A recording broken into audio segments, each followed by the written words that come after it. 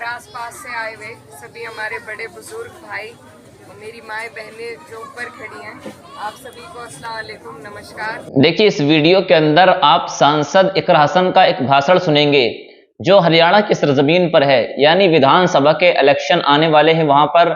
तो उसके प्रचार के लिए सांसद इकरा हसन वहां पर गई। उन्होंने अपने भाई का जिक्र किया और अपने वालिद मोहतरम का वहां पर जिक्र किया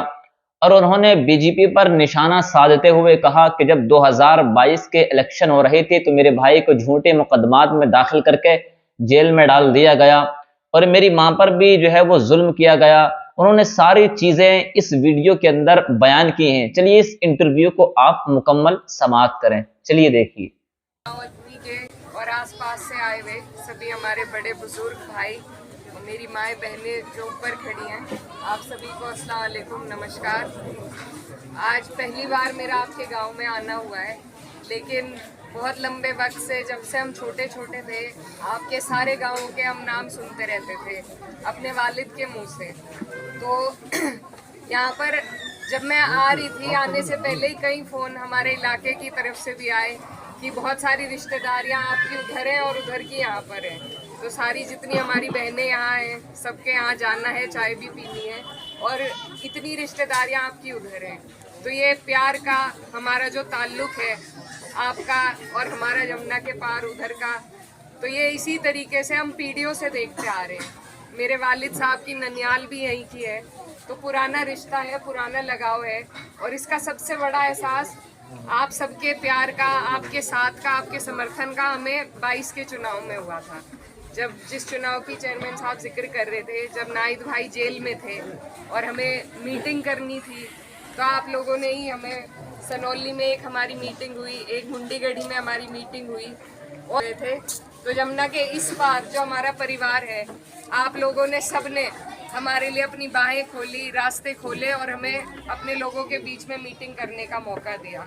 तो जब आदमी मुसीबत में होता है, परेशानी में होता है, तभी उसे अपनों का भी पता चलता है कि कौन अपना है और कौन पराया है। वो चुनाव ऐसा था हमारे लिए कि या तो 2009 में जो मेरे वालिद साहब के इंतकाल के बाद जो हमने चुनाव देखा, या तो वो इतना हमारे लिए मुश्किल चुनाव था, या ये 2022 का। मेरा भाई जो सबके लिए अपनी जान को हाथ पे रखकर अपने लोगों के लिए हमेशा तैयार रहता है, उस पर इन्होंने ऐसा झूठे मुकदमे लगाए, मेरी अम्मी पर ऐसे मुकदमे लगाए कि उन्हें नज़रबंद कर दिया। और उस वक्त आप सब ने मुझे, यहाँ से जितने लोगों की गाड़ियाँ वहाँ मिलती थी मेरे हौसला अफजाई के लिए, तो मैं आज उसका भी आप सबको दिल से शुक्रिया अदा करना चाहती हूँ कि हमारे राज्य भी अलग है, सूबे भी अलग है, लेकिन फिर भी जो प्यार है आप लोगों का, वो हमें हर मुश्किल घड़ी में महसूस होता रहता है। तो आप लोग सब वहाँ आए, आपने सबने हाथ बटाया और इतनी बड़ी मुश्किल का जो चुनाव था, सरकार की ऐसी नापाक साजिश थी कि हमें डर लगता था कि अंदर क्या हो जाएगा। तो ऐसे वक्त में आपने सबने हमारा साथ दिया और हमेशा जब भी कोई बात आती है तो यहाँ जो हमारा परिवार है उनका हमेशा हमें साथ मिलता है। और मेरे वालिद साहब भी आप लोगों का ध्यान रखते थे, आना जाना रखते थे। तो इन्हीं रिश्तों को दोबारा से कायम करने के लिए मैं आपके बीच आई हूँ। आज आप सबकी दुआओं से मैं मेरे वालिद की तरह अपने क्षेत्र से सांसद हूँ, तो जिस तरह वो आपके काम करते थे, आपके बीच आते थे, तो मैं भी आपसे दूर नहीं हूँ, आपकी बेटी हूँ, आप सब हमारे अपने हैं। और यहाँ जब सारी बात हो ही रही है, चुनाव का भी एक माहौल है, हमारी पार्टी गठबंधन में है कांग्रेस के साथ,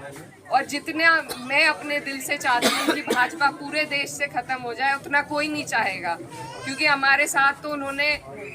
मेरे भाई के साथ जैसा कि हम कभी नहीं भूल सकते। तो भाजपा को तो हटाना ही है, ये बात तो निश्चित है, लेकिन साथ ही साथ कुछ ऐसे ही रिश्ते बन जाते हैं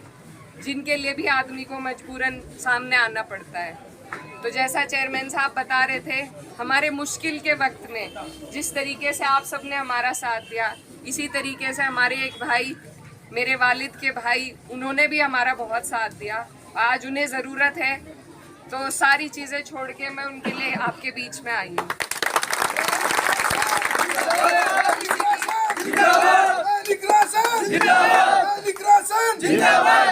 मैं किसी की मुखालफत करने नहीं आई, सब अपनी जगह पर हैं, सब अपने कर्म करते हैं, लेकिन जिसने मेरी मुश्किल में साथ दिया था, आज मेरा फर्ज है कि जब उनका वक्त है तो मैं उनके लिए आपके बीच में आऊँ। तो इसीलिए मैं आपसे अपने रिश्ते का नाता देके,